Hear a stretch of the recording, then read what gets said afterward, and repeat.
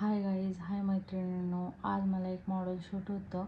माझी ती क्लायंट होती, खूप दिवसापासून मागे लागली होती. तिला शूट करायचं होतं, पण तिला वेळ मिळाला तर मला मिळत नव्हता आणि मला मिळालं तर तिला मिळत नव्हता.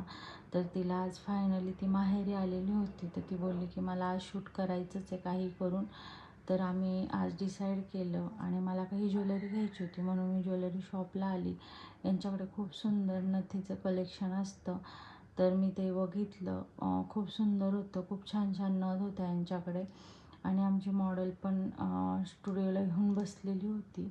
तर आम्ही पटापट नथ कलेक्शन सिलेक्शन करत होतो. नथीचं कलेक्शन खूपच सुंदर होतं.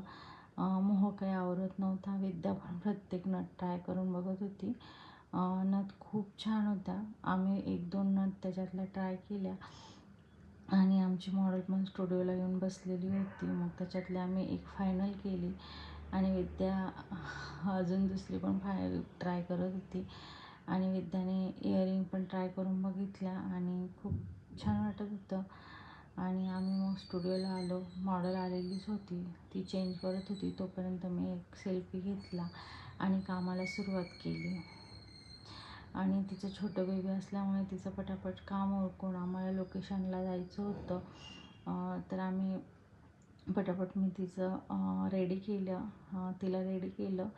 आणि क्लायंटचं लग्न खूप घाईत झाल्यामुळे तिची काही हौस राहिली होती, तर तिला बाशिंग बांधून पण फोटो काढायचा होता.